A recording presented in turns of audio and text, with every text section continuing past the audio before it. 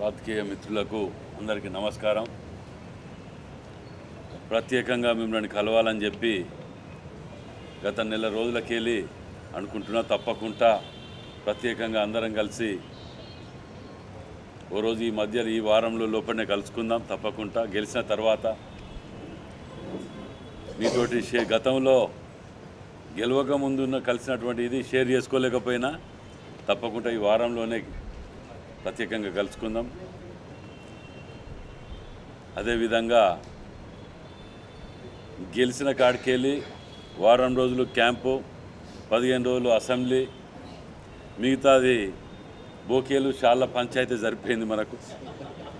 So ఏదేదేమైనా వాడలల్లో తిరుగుతూ రేవంత్ రెడ్డి గారు ఇచ్చినటువంటి CDF ఫండ్ చరిత్రలో మిగిలిపోయే విధంగా నియోజకవర్గానికి 10 కోట్ల రూపాయలు ఇవ్వటం జరిగింది. వాటిని గతంలో ఎలక్షన్ల ముందు పాదయాత్రలో ఏ విధంగా అయితే తిరిగినామో అదేవిధంగా మేము తిరుగుతూ ఇవాళ కూడా పెద్దమ్మగడ్డ, యాదవ నగర్ ఇవన్నీ తిరుగుతూ అక్కడ ఉన్న సమస్యలు గతంలో తెలుసుకున్న వాటి మీద CDF అక్కడికక్కడనే అలాట్ చేస్తూ కొబ్బరికాయలు కొడుతూ ప్రారంభిస్తూ పనులని మేము తిరుగుతూ ఉంటే ఎలక్షన్ల ముందు తిరిగినాం, గెలిచిన తర్వాత కూడా వాడలలో ప్రజలను తిరుగుతున్నాం మేము. కానీ దౌర్భాగ్యం ఏంటంటే నిన్న మేడిగడ్డ పోయిన తర్వాత పోతూ కేటీఆర్ గారు ప్రెస్ మీట్లో మాట్లాడుతూ పోయినారు. CP గారికి ఫోన్ చేసి మాట్లాడుతున్నారు, బెదిరించినట్టు. HRCకి పోతారట. న్యాయంగా ఉంటే తప్పకుండా పోండి, వద్దన్నది ఎవరన్నా అంటారా? మీ యొక్క ప్రభుత్వంలో జరిగిన అరాచకాలు వెనకట రాజరికంలో కూడా జరగలే. అలాంటి దుర్మార్గాలు చేసిన మీరు, ఒక బందిపోట డెకైట్ ముఠాగా చేసిన వ్యవహరించిన మీరు, ఒక బలహీన వర్గాలకు చెందిన సర్పంచ్ రాజు అన్నట్టు ఆయనని పర్కాల్లా ఆయనని సస్పెండ్ చేస్తూ ఆర్డర్ తెచ్చుకున్న కొద్ది సస్పెండ్ చేస్తూ పోయినరు. జిల్లా ప్రెసిడెంట్ అయిన నా మీద మర్డర్ కేసులు పెట్టినరు. అసలు ప్రజాస్వామ్యంలో ఉన్నామా ఎక్కడ ఉన్నామా అనేది ముక్కు మీద వేలేసుకొని నడిచిన 10 ఏళ్ళు ప్రజలు పక్క కూసబెడితే సిగ్గు శరం లజ్జ లేకుండా 3rd డిగ్రీ పెట్టిందని, ఇవి చేసిందని, అవి చేసిందని అట్లాంటి ఏమైనా చేస్తే తప్పకుండా శిక్షించాలి. కాదన్నట్లే, ఎవరు కాదన్నారు, దాన్ని సమర్థించరు. కానీ చదువుకున్న మేధావి కడియం శ్రీహరి గారు మాట్లాడతారు. ఏకంగా ఆయన ఒక టీచర్ ఉండే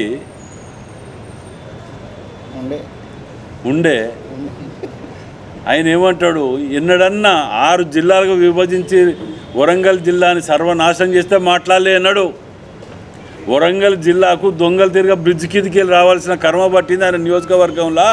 ఢిల్లీ పబ్లిక్ స్కూల్ దగ్గర బ్రిడ్జ్ కిందికి వెళ్ళి వస్తారా, హైదరాబాద్ తర్వాత అతిపెద్ద నగరం అని అప్పుడు మాట్లాడలే. టైర్ రిటైరింగ్ ఫ్యాక్టరీ తరలిపోయేటప్పుడు మాట్లాడలే. రీజనల్ మెడికల్ ఆఫీస్ తరలిపోయినప్పుడు మాట్లాడలే. ఆఖరికి MGMలో బతుకున్న మనుషులని ఎలకలు కొట్టినప్పుడు మాట్లాడని వీళ్ళు ఇవాళ ఏదో ఇది చేసినట్టు దానికి ప్రెస్ మీట్లు పెట్టి అధికార యంత్రాంగాన్ని ఇంకా బెదిరిస్తుంటే ఇంకా అధికారంలో ఉన్నారనుకుంటున్నారు వీళ్ళు. అధికారంలో ఉన్నాం అనుకొని ఇంకా భ్రమలో ఉంటున్నారు వీళ్ళు. కాళేశ్వరం కానీ వీటన్నిటికి పోయితే దేనికి పోయినా మీరు ఏం స్వాతంత్ర పోరాటంలో ఏం సాధించారని పోయిన అక్కడ మాకు అర్థమైతే కాలే. అంటే ప్రజలని కన్ఫ్యూజ్ చేయటంలో, కింద పడ్డా మీద పడ్డా మాదే చేయనటంలో భగవంతుడు మాత్రం వీళ్ళ కుటుంబానికి ఒకటి ఇచ్చిన నోరు. అబద్ధాన్ని కూడా నిజంగా చిత్రీకరించడానికి సామర్థ్యం అనేది ఆ కుటుంబానికి ఇవ్వగలిగిందా, అదొక్కటి మాత్రం ఒప్పుకోవాలి. అంటే అబద్ధాన్ని కూడా నిజం చేసి రూపించే ప్రజలను నమ్మగల శక్తి 10 ఏళ్ళు నమ్మిరు ప్రజలు. నమ్మకనే మీ దొంగతనాలను గుర్తుపట్టే పక్కకు కూర్చోబెట్టినరు. నిజంగా చెప్తున్న ఈ 3 నెలల్లో రాజకీయంగా కార్యకలాపాలు చేసుకుంటూ 13 ఏళ్ళు మిషన్ హాస్పిటల్ కబ్జాలో ఉంటే దాన్ని రిలీజ్ చేసి మళ్ళీ ఉపజెప్పిన వాటి ఎన్నో 100 కోట్ల ప్రాపర్టీ అది మేము రికవరీ చేసుకుంటూ అన్ని ఉపజెప్పుకుంటూ పనులు చేసుకుంటూ అభివృద్ధి కార్యక్రమాలు చేసుకుంటూ ఇన్ని చేస్తుంటే వీళ్ళు దాని గురించి అభివృద్ధి గురించి సమర్థించకపోగా వీళ్ళు చేసిన దొంగతనాలు అన్నీ బయటికి తీసినాం. మేము అంచెల వారీగా మేము ముందు పెడతాను కానీ సమయం కోసం వెయిట్ చేస్తున్నాం. కార్పొరేషన్లో హార్టికల్చర్ దాని మీద కూడా విజిలెన్స్ ఎంక్వైరీ చేస్తున్నాం షార్ట్లీ. అసలు దాంట్లో ఎవరైనా తిన్నారు చేసినారు, అరే ఇదేంద్ర అన్యాయం అని చెప్పి మనం అనుకుంటుంటే అందులో ఉన్న అధికారి ఒక డ్రా చేస్తాడు, కోటినారు అధికారులకు తెలియకుండా వీళ్ళందరూ తెలియకుండా. శానిటేషన్ మీద కూడా చెప్తే కూడా అందరట అధికారుల దగ్గర పనిచేస్తున్నారు, ఎవరి ఇళ్ళలో పని చేయొద్దని చెప్పి తీస్తే 30 మంది ఏకంగా అసలు ఇదే లేకుంటున్నారు, జీతాలు ఎత్తుకుంటూ. ఇలాంటి అన్ని తవ్వుతూ మేము బయటికి తీస్తుంటే వీటి అన్నిటిని మయమరిపించటానికి మేము నిర్దోషులం, ఆడపోయింది ఏదో చూపించి డైరెక్ట్ ఎందుకు కూలిపోయింది, ఏం జరిగింది, ఏంటిది, దీని లోపం ఏంది, బ్రిడ్జ్ కూలిపోయిన ఫోటోలు సాక్ష్యాలతోటి మేము ముందుకు పోయి సందర్శించి ప్రజల ముందు పెడితే దాన్ని సమర్థించుకోవడానికి మళ్ళీ టీమ్గా పోతూ ఈడ అధికారులకు ఫోన్ చేసి మాట్లాడుతున్నారంట. కేటీఆర్ గారికి జైలుగులో కొట్టి ఇవన్నీ ఎందుకు కడతారో మాకు ఇప్పుడు అర్థమైంది. ఉన్న హాస్పిటల్లల్లా స్టాఫ్ లేదు, రిటైర్మెంట్ ఉన్నది తప్ప రిక్రూట్మెంట్ లేదని చెప్పి మేము ఎంజిఎం కాడ కూర్చొని ధర్నాలు చేసి ఇంత పెద్ద హాస్పిటల్ దేనికి కట్టినో అని అర్థం కాని పరిస్థితిలో మేము ముందు చెప్పినాం, ధర్నా చేసాం. అప్పుడు దానికి అప్పు తెచ్చి 300-400 కోట్లు వరంగల్ జిల్లాల ముఖం మీద కొట్టేసి 800 కోట్లు ఎత్తుకపోయిన దొంగల ముఠా ఇది మన జిల్లా దగ్గర నుంచి. అట్లాంటి వీళ్ళని రేపు జైలు కడితే కూడా జైలు పెట్టకుండా లేకుండా ఉండటానికి ఆ జైలు కూడా కూలగొడతానట అనిపిస్తుంది ఇప్పుడు మాకు. జైళ్ళలో పెట్టొద్దన్నట్టు వీళ్ళని ఓపెన్ ప్లేస్లో పెట్టాలన్నట్టు. ఆ పెట్రోల్ బంక్లలో పనిచేసేటప్పుడు రిలీజ్ చేసేటప్పుడు పెడతారు కదా, ఆ టైప్లో పెట్టాలనేమో ఏందో మరి జైలు లేకుండా చేయాలంటే.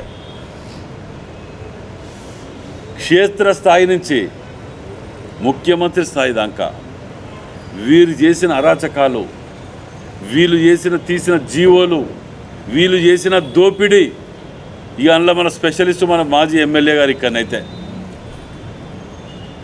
వీళ్ళందరినీ కనుక విజిలెన్స్ ఎంక్వైరీ చేసి, అందుకే మేము కూడా కలెక్టర్ గారిని అడిగినాం, రాజకీయాలకు అతీతంగా పార్టీలకు అతీతంగా ఓ కమిటీ వేయాలి మేడం, అభివృద్ధి మీద సలహాలు సూచనలు తీసుకోవటానికి. వాళ్ళకి ప్రతి రివ్యూ మీటింగ్లో కూడా కూర్చునే అవకాశం కల్పించడానికి ఓ 8 మందిని రాజకీయాలకు సంబంధం లేకుండా ఉండాలని కోరినాం. ఎందుకంటే ఆ కమిటీనే ఇలాంటి కబ్జాకోర్లని పనులు చేసి వాళ్ళకి పర్సెంటేజ్ ₹1-2 వస్తే తిన్నడంటే దాంట్లో అర్థం ఉన్నది. కష్టపడి పైసలు పెట్టిండు కాంట్రాక్టర్, ఉత్తగా ఎవరు చేయడు. కానీ వర్కులు చేయకుంటేనే బిల్లులు ఎత్తిన ఎవిడెన్సులు దొరికినాయి దొంగలై. ఒక్కొక్క అధికారి ఇంట్లో 100 కోట్లు దొరుకుతున్నాయి అంటే అది ఎక్కడి నుంచి వస్తున్నాయి, ఏం చేస్తున్నారు? అప్పులు చేసి అలా రాష్ట్రాన్ని దివాలా తీసి ముంచి ప్రత్యేకంగా నేను చెప్తున్నా, ఇలా కరీంనగర్కు ఖమ్మంకు అండర్ గ్రౌండ్ అనేది ఉంటుంది, వరంగల్కు లేదంటే సిగ్గు అనిపిస్తలేదా? ఇక్కడ గతంలో పనిచేసిన మంత్రులకు కానీ ఎమ్మెల్యేలకు కానీ ఇవాళ మీ ద్వారా అడుగుతున్నా నేను, సిగ్గు శరం లజ్జ ఉంటే రాజకీయాలకి తప్పుకోవాలి, మీరు సరెండర్ కావాలి పోలీసుకు మీరు చేసిన పాపాలకు. వరంగల్ జిల్లాని నేను గతంలో ప్రతిపక్షంలో ఉన్నప్పుడు కూడా మొత్తుకున్నా, 20 ఏళ్ళు వెనుకకు పోయిందిరా నాయన, 20 ఏళ్ళు వెనుకకు పోయింది. 6 జిల్లాలుగా చేసి ఏం సాధిస్తాను, ఏం చేస్తాను, ఒక్కరికి ధైర్యం లేకపోయి అడగటానికి. ఇప్పుడు అన్ని ప్రశ్నించే గొంతులే, ఒక్కరిని అడగటానికి ఇది లేదే. అదేదో ఎందుకు ఇప్పుడు అడుగుతాను, అప్పుడు ఎందుకు అడగలేకపోయినరు? యూనివర్సిటీలో ధర్నాలు చేస్తానంటే పారిపోయినరు వీళ్ళు దొంగలు తిరిగా. మేము పోయినాం, ఎదిరించి ఆడ కూర్చున్నాం, వాళ్ళతో పాటు మద్దతు ఇచ్చి మా ముఖ్యమంత్రి గారి దగ్గరికి పోయి నేను అడిగిన ఇవాళ పార్ట్ టైం వాళ్ళ గురించి కానీ వేరు గురించి కానీ, సార్ మనం కలిసినాం, గతంలో చెప్పినాం, ఇది చెయ్యాలి, దీని మీద ఆలోచన చెయ్యండి అని చెప్పి మేము పోతున్నాం. మేము ఇవాళ మా దగ్గర స్వేచ్ఛ, అది మేము అడిగే హక్కు మాకున్నది. పారిపోయిన ఎదవలు మీరు కనీసము ముఖ్యమంత్రి గారిని కలవటానికి సంవత్సరానికి ఒకసారి కలవలేని ఇది మీ దద్దమ్మలు. మీరు ప్రెస్ మీట్ పెట్టి మాట్లాడే హక్కు మీకు, నైతిక హక్కు ఉన్నదా మీకు? అధికారులకు ఫోన్ చేసి హెచ్ఆర్సీ పోతామని అంటున్నాడు, బెదిరిస్తున్నాడు. ఇంకా నిజంగా కూడా కడియం శ్రేయర్ గారు అంటే చదువుకున్న మేధావి, కొద్దిగా గొప్ప మాకు గౌరవం ఉండే. ఇవాళ మీరు మాట్లాడిన తీరు, జిల్లా గురించి మీరు మాట్లాడుతున్న ఏది మన దాన్ని ఏమంటారు, సింపతి కోసం మాట్లాడే తీరు చూస్తే బాధ అనిపిస్తున్నది. ఇవాళ ఏ రోజు నోరు తెరవని, జిల్లా సర్వనాశనం అవుతుంటే నోరు తెరవని మీరు ఇవాళ వ్యక్తుల గురించి వీటి గురించి మాట్లాడుతుంటే బాధ అనిపిస్తున్నది. ప్రజలు మిమ్మల్ని త్వరలో ఈ అన్ని ప్రజల ముందు పెడితే ప్రజలు తరిమి కొట్టడం వదిలిపెట్టి కానీ మీ ఇంట్లో వాళ్ళు మిమ్మల్ని తరిమి కొడతారు పోస్తారు. అది గుర్తుపెట్టుకోండి.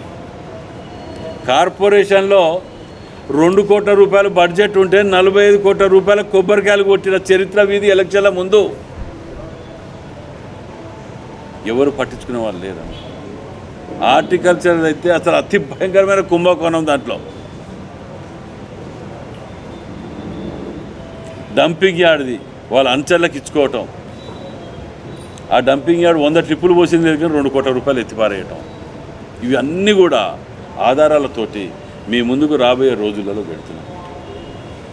మేము గతంలో కూడా చెప్పిన, మీ ద్వారా ఇప్పుడు కూడా చెప్తున్నా, ప్రజలకు మీ ద్వారా విజ్ఞప్తి చేస్తున్నా, బీజేపీ కానీ బీఆర్ఎస్ కానీ వేరే కాదు. గత 10 ఏళ్ళు కలిసి సంసారం చేసి లాస్ట్ 6 నెలల ముందు వీళ్ళు ఆడిన నాటకాలు మనం మర్చిపోలే. ఢిల్లీలో వాళ్ళ ధర్నా, గల్లీలో వీళ్ళు ధర్నా చేస్తూ ఇవాళ ఎలక్షన్లు వస్తున్నాయి అనగానే ఏదో కొత్త నాటకాలు, మళ్ళీ కవితకు నోటీస్ ఇస్తున్నాం, వీళ్ళకి నోటీస్ ఇస్తున్నాం, మేము వీళ్ళు ఒకటే కాదు అని చెప్పుకోవటానికి మళ్ళా ప్రజలలోకి వచ్చి ఇది చేసే ప్రయత్నం చేస్తున్నారు. మేము 3 నెలలలో 10 ఏళ్ళు మీరు చేయలేనిది 5 ఏళ్ళలో మీరు చేసి చూపిస్తా అని చెప్పినాం. కానీ 3 నెలల్లో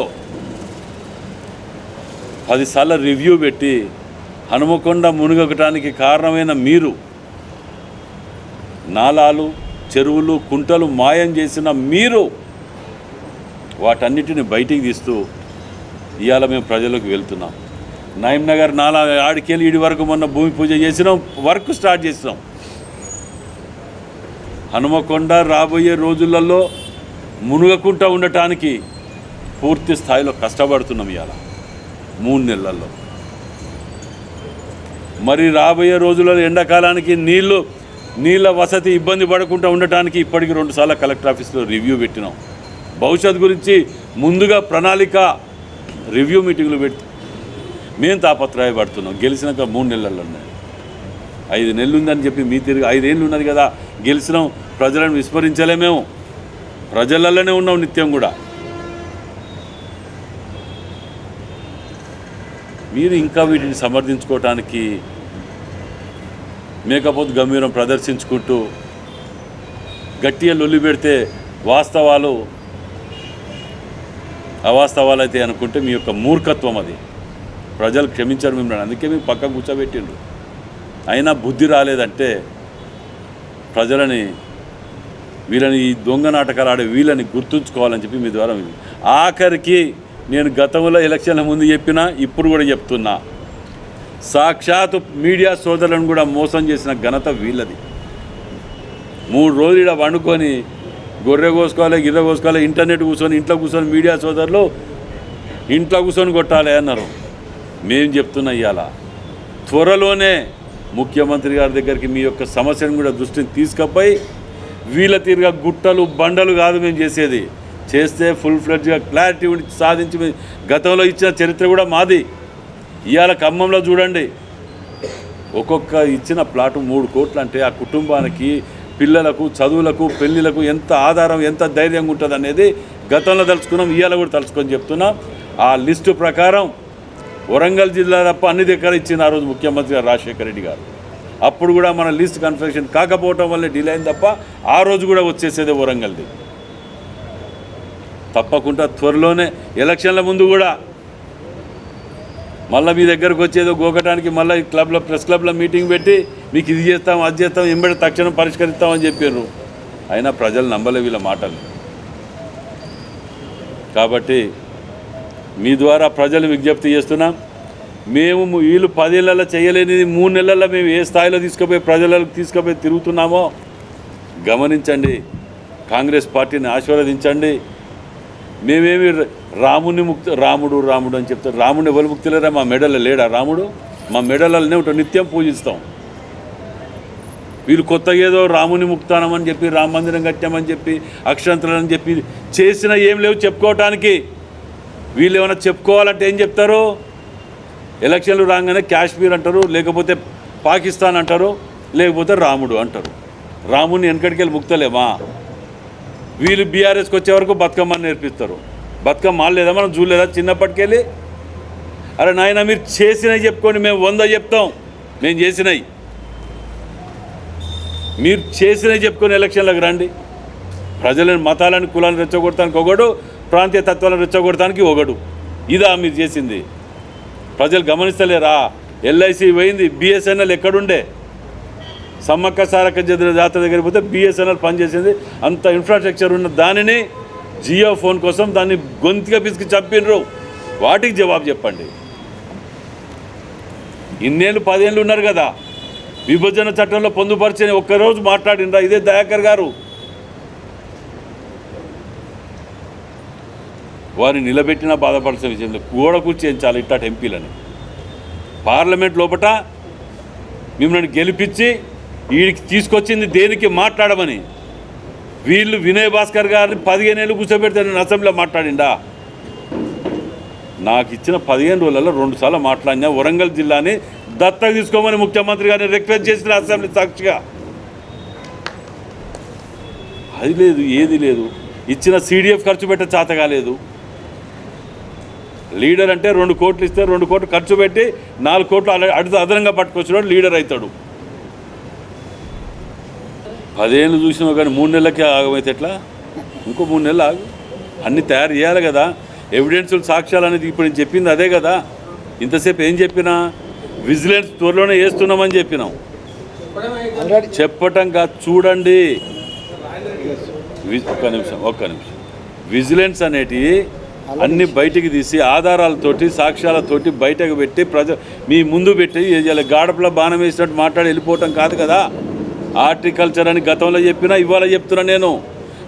బిల్లులు వేసి పని చేయకుండా బిల్లులు ఎత్తినని చెప్పిన. అవును,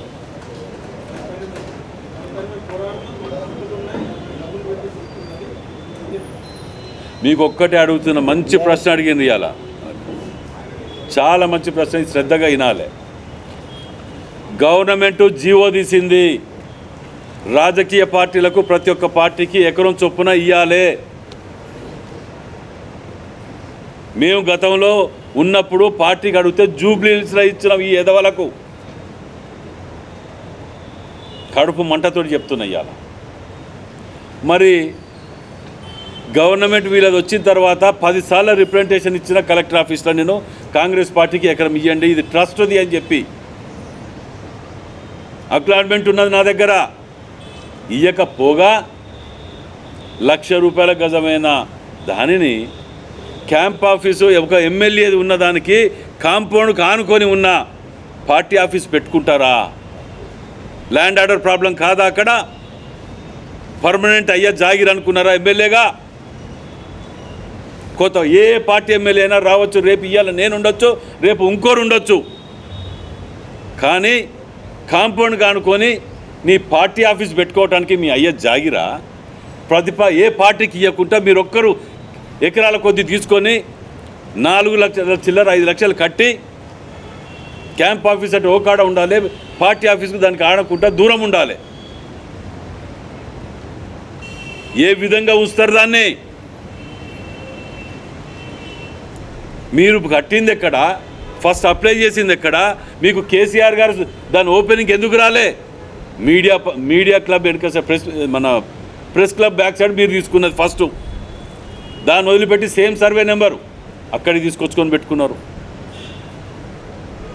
మరి మా అన్ని పార్టీలకు ఎందుకు ఇవ్వలే మీరు? ఒక తప్పు అన్ని పార్టీలకు ఇవ్వకపోవడం. రెండో తప్పు, క్యాంప్ ఆఫీస్ పక్కకుంటే ల్యాండ్ ఆర్డర్ ప్రాబ్లం ఉంటుందా ఉండదా?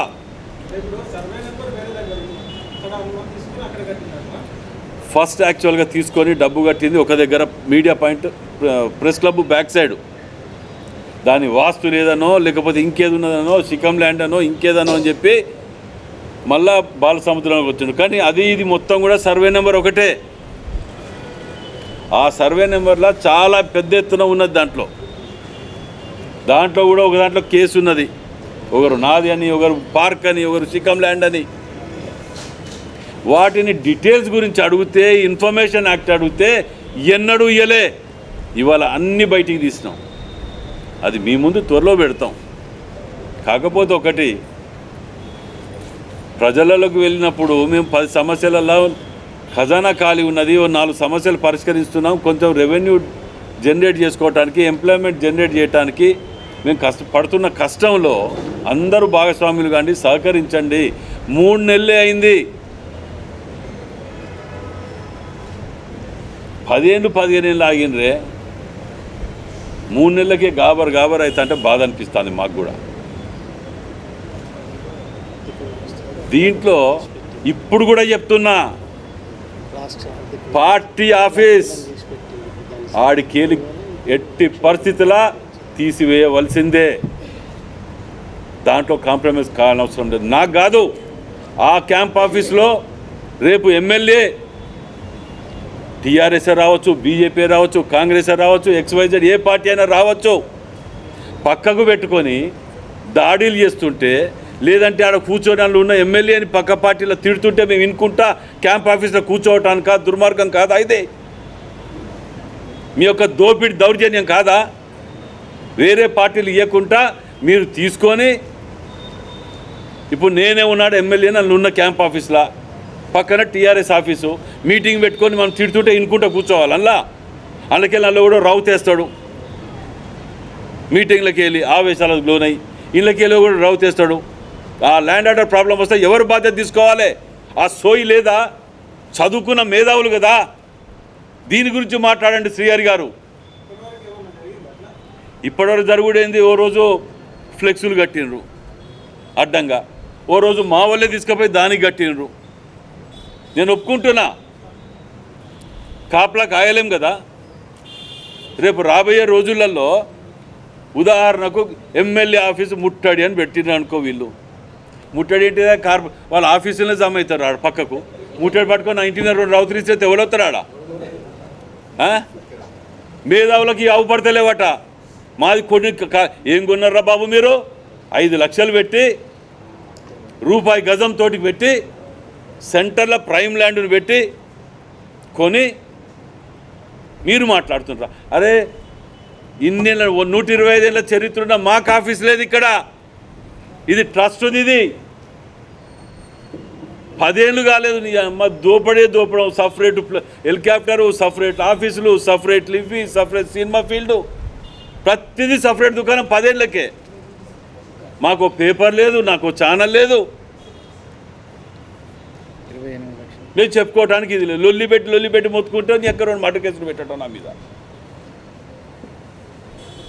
ఇన్ని పాపాలు ఒడగట్టుకొని మళ్ళా మేమేవో సంసారం అని చెప్పి రోడ్డు మీదకి ఎక్కి మాట్లాడుతుంటే సిగ్గేస్తుంది. ప్రజలు ఉంచుతున్నారు.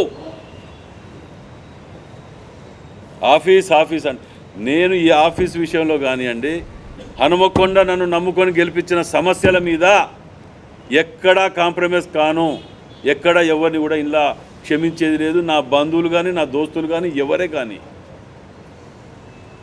నా లక్ష్యం నెరవేరింది. నేను అనుకున్న ఒక లీడర్గా కింది స్థాయికి యువజన స్థాయి నుంచి నమ్ముకున్న వారికి నష్టం జరుగుతుందా లేదా, లాభం జరుగుతుందా లేదా, ఏ విధంగా గుర్తిస్తారా లేదా అని అనుకున్నా. నన్ను నా కన్న తల్లి లాంటి కాంగ్రెస్ పార్టీ గుర్తించింది, ఆశీర్వదించింది. నేను ఇలా ఏవి అయినా చేయటానికి వెనుకగాడేది లేదు. ఎక్కడ కూడా మాకు కావాల్సింది ఇలా పేరు ప్రఖ్యాతులు, ఒక చిరస్థాయిగా నిలిచిపోయే ముద్ర.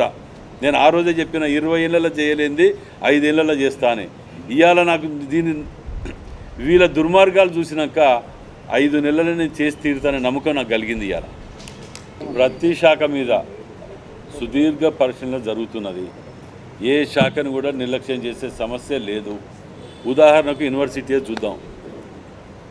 యూనివర్సిటీలో కూడా నిన్న జరిగిన కొన్ని ట్రాన్స్ఫర్లలో కానివ్వండి, వాటర్లో కానివ్వండి, వీటిల్లో కానివ్వండి, రెగ్యులరైజ్ ఉన్న ఆర్ట్స్ కాలేజీలో కూడా పార్ట్ టైం వాళ్ళని నియమించటం. గతంలో వచ్చిన వీసీ గారు వారి మీద కానీ యూనివర్సిటీ మీద కూడా దర్యాప్తు సంస్థల్ని ఒక్కొక్కటి అంటే ఒకటేసారి ఎవరు కూడా కొత్త సంసారం రేపు ఫ్రిడ్జ్ పెట్టుకోవాలి కుండేడ పెట్టుకోవాలి లేకపోతే మంచం పెట్టుకోవాలి అంటానికి వారం 10 రోజులు పడుతుంది చదువుకోవటానికి. కొత్తగా వచ్చింది కాబట్టి అన్నిటి మీద ప్రక్షాళన జరుగుతున్నది. 10 సంవత్సరాలలో ఒక్కసారి కూడా విద్యాశాఖ మీద రివ్యూ జరగదు. ఎన్నడూ జరగలే రివ్యూలు. వీళ్ళు ఈ 10 నెలల్లో చేయనని రివ్యూలు మేము ఈ 3 నెలల్లో కలెక్టర్ ఆఫీస్లో కాకపోతే మేము చేసింది ఇంత చేసినా ఇంత చెప్పుకోలేకపోతాను. అది మా యొక్క తప్పు, అది ఒప్పుకుంటున్నా. మీడియా మన చేతులే. అట్లని కాదు, మీడియా సోదరులు నాకు అందరూ సహకరించి నిజంగా చెప్పాలంటే డీసీసీ ప్రెసిడెంట్గా 11 ఏళ్ళు నాకు మీడియా సోదరులు సహకరించినట్టు నిజంగా కూడా అది వ్యక్తిగత రిలేషనా లేకపోతే నా మంచితనమా మీ మంచితనమా అనేది అది భగవంతుని తెలుసు. కానీ అందరు సహకరించును. మీ అందరి బ్లెస్సింగ్స్ తోటి కూడా నేను ఇవాళ ఇక్కడ ఉండటానికి కూడా మీ యొక్క పాత్ర కూడా ఉన్నది.